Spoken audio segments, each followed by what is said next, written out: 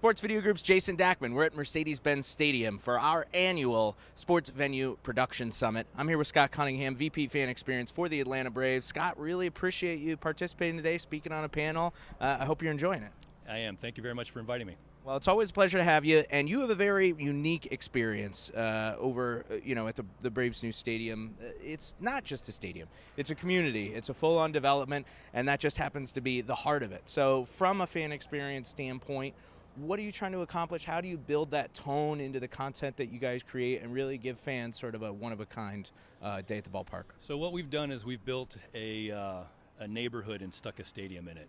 And so when fans come to Braves games now, it's almost like they get a theme park experience. So once they get in, well before they walk into the stadium, they're already experiencing this, bars and restaurants and shops and activity that's being this entire footprint, this 80-acre footprint's being activated on game days in the Braves way before they even enter the gates. Right. So we're giving them, it's unlike any other stadium experience because you're getting an experience before you even get into the stadium where then we're hitting you with the baseball game experience. Right.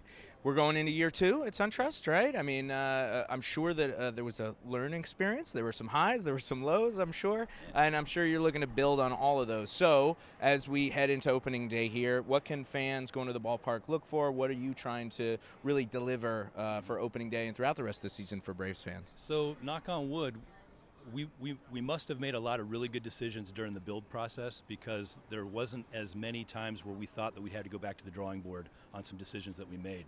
So year 1, I was shocked to see how smoothly it went. I mean, there were some things that we didn't understand traffic flow. We didn't understand how, maybe some workflow issues with equipment that we guessed at. And like I said, we guessed right more times than not. Not every time, but more times than not. So this year, luckily I can say that we're just going back on our same game plan and building up on the experience.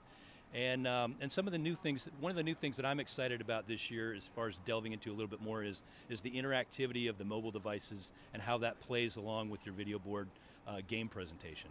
So we're going to be playing with a few games where fans can actually play along with their phones live to what's happening on the video board, instead of separated from that. So it works together in unison, and I think it makes for a really good, mobile fan experience. You're using that mobile device as a friend, not a foe, right? Actually connect them to the game rather than distract them. Exactly. I've always been against, in my career, when mobile devices started becoming really popular, I think a lot of the solutions were, hey, how do we get people to look at their devices and play games?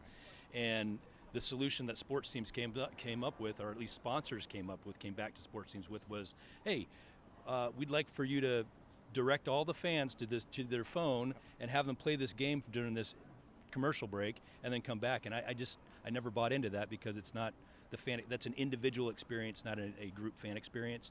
And finally, they're coming out with some content and some software and some.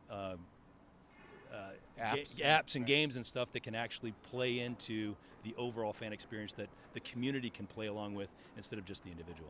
Awesome. Scott, really appreciate it. Thanks so much for joining us. Hopefully we'll see you next year at the next summit. Absolutely. Thank you. Cool. Well, stay tuned to sportsvideo.org for more news from our Sports Venue Production Summit.